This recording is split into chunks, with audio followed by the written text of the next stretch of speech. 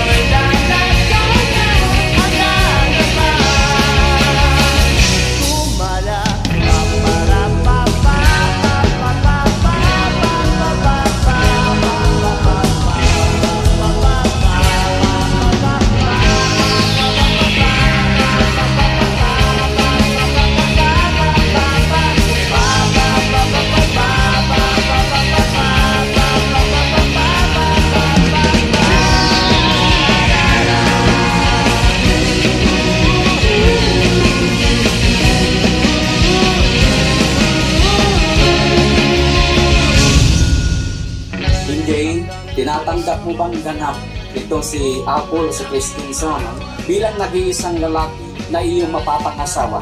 Opo, Pastor.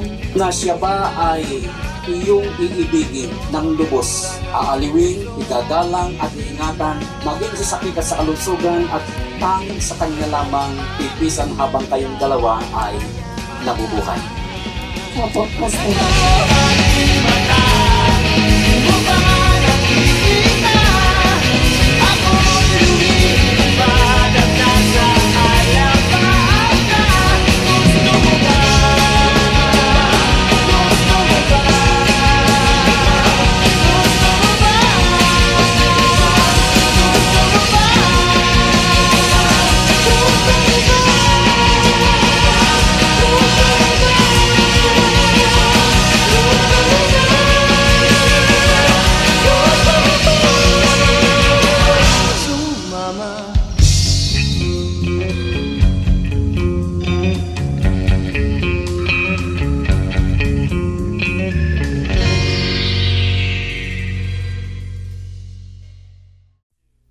Sa pagkumpas ng iyong kamay, aking landas. To my future wife, MJ, I am so blessed na nakilala kita. Ikaw na nandyan palagi sa aking tabi. Sa mga ups and downs ko, nandyan ka palagi. Alam mo yung istorya ng buhay ko, ang istorya ng buhay ng pamilya namin. Papasalamat ako sa Panginoon kasi nakilala kita during our DOH days, on our Sapiro days. Marami tayo experiences na hindi pagkakaintindihan, pero pinili nating mahalin ang isa't isa. Kaya ngayon, mahal ko, pinapangako ko na mamahalin kita habang buhay at paliligayahin. I promise to put you and make you a happy wife. Mahal na mahal kita.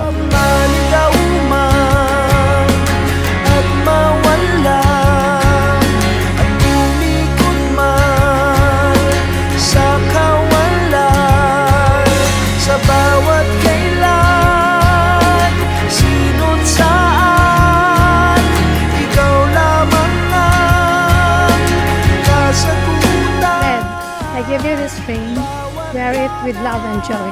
I chose you to be mine. I chose you to be my husband, heaven to hold from this day forward to you. I pledge you my faithfulness, who showed to you the same kind of love as Christ showed the church when He died for us, and to love you as a part of myself. In His sight, we shall be one.